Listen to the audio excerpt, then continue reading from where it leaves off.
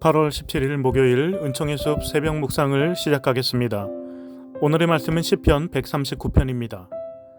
나를 아시고 언제나 함께 하시는 하나님. 여러분들은 하나님의 살아계심을 느끼고 인정하고 고백하며 사시는지요?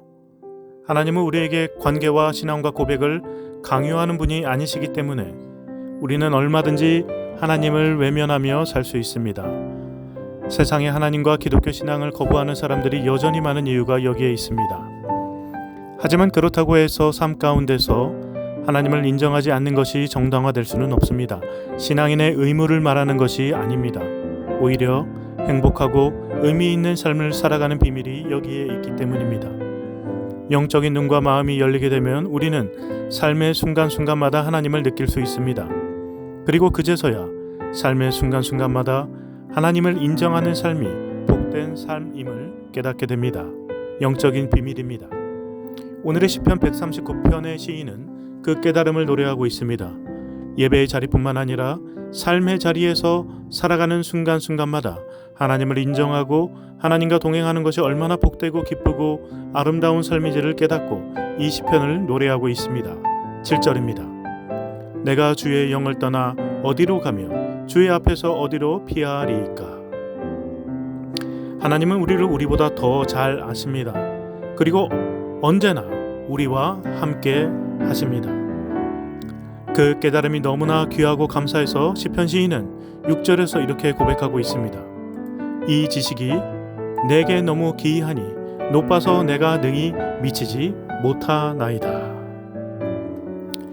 한편 오늘의 시편 139편의 시인은 나름 파란만장한 인생을 살았던 것 같습니다.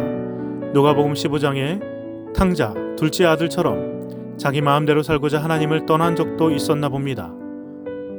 9절과 10절입니다. 내가 새벽 날개를 치며 바다 끝에 가서 거주할지라도 거기서도 주의 손이 나를 인도하시며 주의 오른손이 나를 붙드시리이다. 결국 시인은 하나님의 품으로 돌아왔고 그 안에 참되고 복된 삶의 비밀이 있음을 발견하게 되었습니다. 그리고 그 감사는 인생의 상황이나 조건이 아닌 자신의 존재 자체, 인생 자체에 대한 감사로 연결됩니다. 14절입니다. 내가 주께 감사하옴은 나를 지으심이 심히 기묘하심이라. 19절에 의하면 악인들과 피 흘리기 좋아하고 다른 이들의 삶과 생명을 가볍게 다루는 흉폭한 자들로 인해 그는 많은 아픔을 겪었습니다. 또한 20절과 21절은 기독교 신앙의 이름으로 헛된 이야기를 하며 헛된 가치를 추구함으로 하나님에 대해서 악하게 말하는 사람들, 즉 그리스도인의 껍데기만 덧입고 돈과 건물, 명예, 세속적인 성공을 추구하며 정작 교회 안에서 예수 그리스도의 길을 회방하고 있는 이들에게 분노하고 있습니다. 하지만 그들에게 분노하고 그들을 정죄하는 가운데 시편 시인은 자신의 마음과 영혼이 함께 파괴되고 있음을 발견하게 되었습니다. 우리의 신앙과 오늘날의 교회가 왜 잘못되었는지 비판하는 것은 중요합니다. 하지만 그보다 더 중요한 것은 진정한 신앙인과 진정한 교회가 해야 할 일을 우리가 먼저 보여주는 것입니다. 그래서 시인은 하나님께 청합니다. 하나님이여 나를 살피사 내 마음을 아시며 나를 시험하사 내 뜻을 아옵소서. 내게 무슨 악한 행위가 있나 보시고 나를 영원한 길로 인도하소서. 아멘. 하나님은 살아계십니다. 깊고 세미한 것까지 남김없이 꿰셔서 환히 아십니다. 우리의 생각을 입에 담기도 전에 다 아십니다. 그러나 그보다 더 놀라운 사실은 그 하나님이 우리와 함께 하신다는 것입니다.